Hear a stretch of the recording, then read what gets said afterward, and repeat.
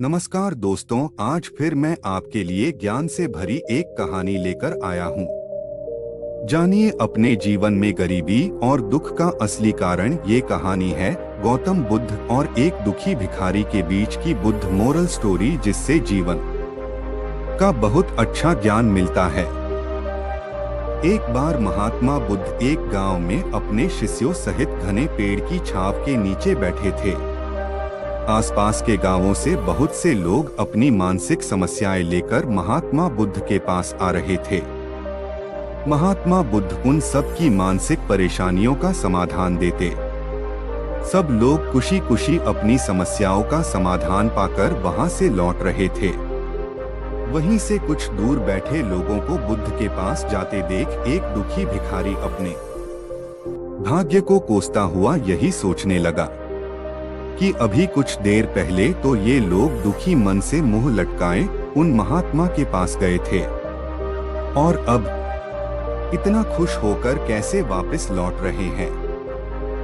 आखिर माजरा क्या है, जरा मैं भी जाकर देखूं कि वो महात्मा ऐसा कौन सा खजाना बांट रहा है इन लोगों को। वे इतने प्रसन्न हुए कि उनके चेहरे लाल हो गए।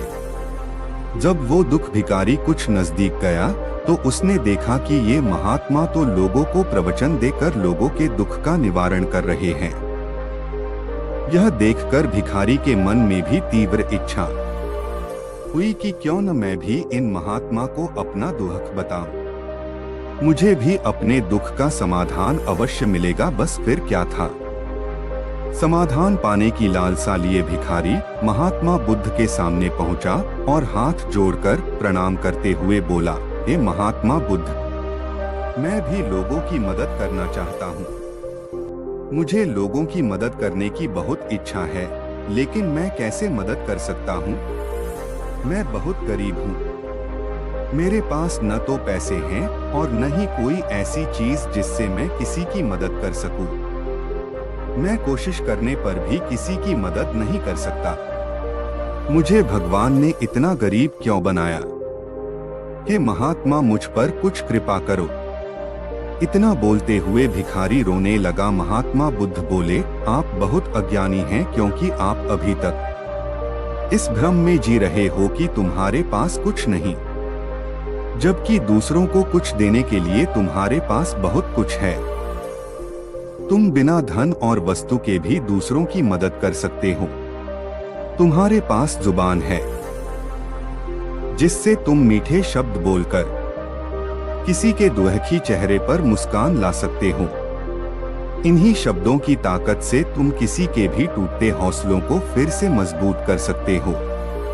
इन शब्दों की शक्ति से आप किसी के भी मन में सकारात्मक विचारधारा के बीज बो सकते हैं और उसे गलत रास्ते पर जाने से रोक सकते हैं।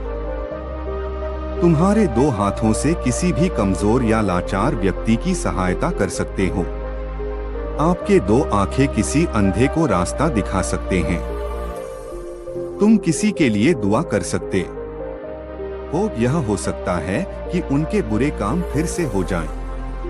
आप किसी के अच्छे स्वास्थ्य की कामना कर सकते हैं, लेकिन अज्ञानतावश तुम अब तक इस बात को समझ नहीं पाए और इस भ्रम में अब तक जीते रहे कि तुम्हारे पास मदद करने के लिए कुछ नहीं। किसी की मदद करने के लिए धन और वस्तु का होना अनिवार्य नहीं है। बिना धन और वस्तु के भी हम कई प्रकार से लोगों की मदद कर सकते हैं। महात्मा बुद्ध के ज्ञान से भरे ये सुंदर शब्द सुनकर भिखारी के चेहरे पर मुस्कान आ गई और वह खुशी से झूमता हुआ वहां से चला गया। इस बुद्ध मोरल स्टोरी से हमने क्या सीखा? दोस्तों, महात्मा बुद्ध की इन बातों से बहुत कुछ सीखा गया। आजकल बहुत से लोग यह सोचकर दुखी होते हैं कि मेरे पास ये नहीं है, बल्कि जो आपके पास है उसी में संतुष्ट रहना सीखें और बिना मतलब के लोगों की मदद करें। इन्हीं से आपको परम सुख की प्राप्ति होगी। तो दोस्तों, यह बुद्ध मोरल स्टोरी आपको कैसी लगी जरूर बताएं।